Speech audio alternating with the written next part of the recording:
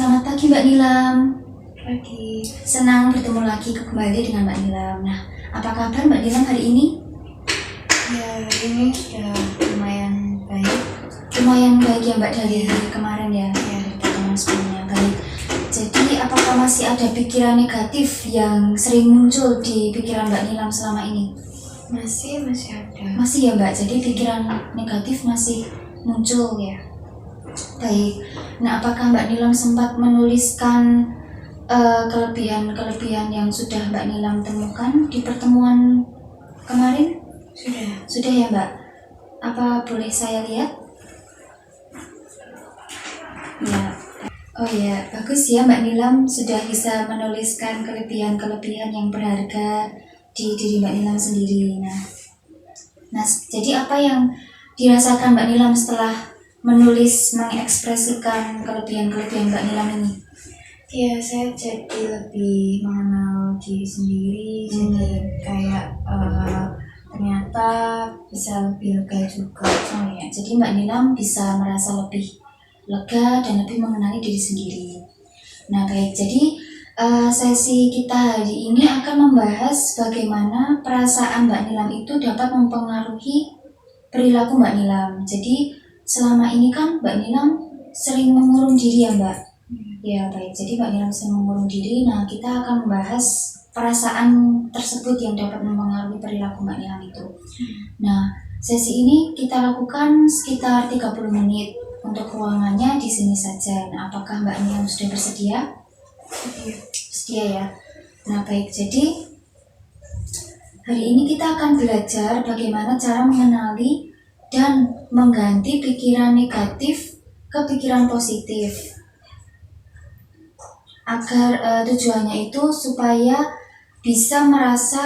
diri Mbak Nilam itu bisa merasa lebih baik dan lebih percaya diri. Nah sekarang kita memerlukan kertas dan juga pulpen ya Mbak. Nah ini Mbak Nilam bisa menuliskan di halaman yang baru. Nah Mbak Nilam bisa menuliskan di sini.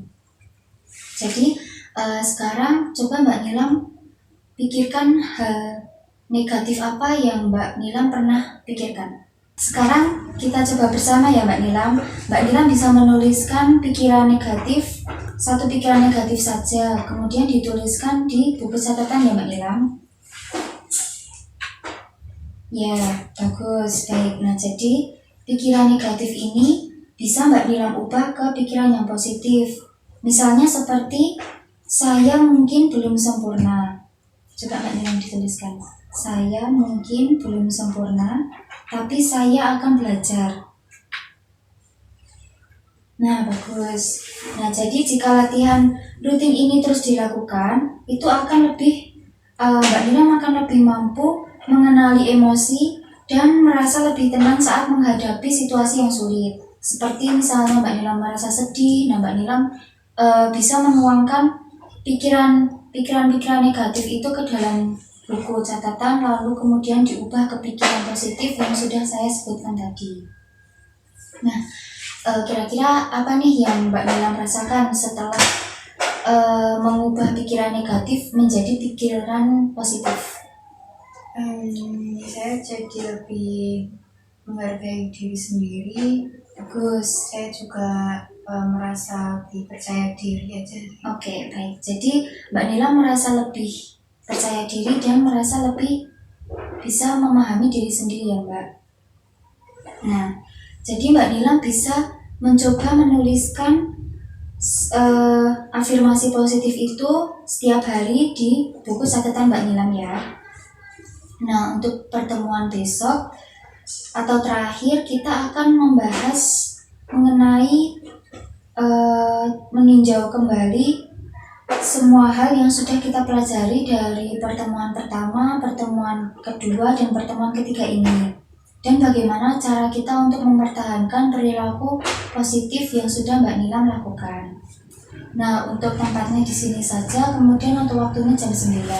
Bagaimana, apakah Mbak Nilam bersedia untuk pertemuan besok?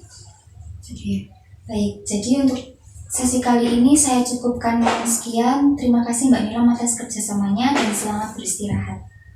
Terima kasih.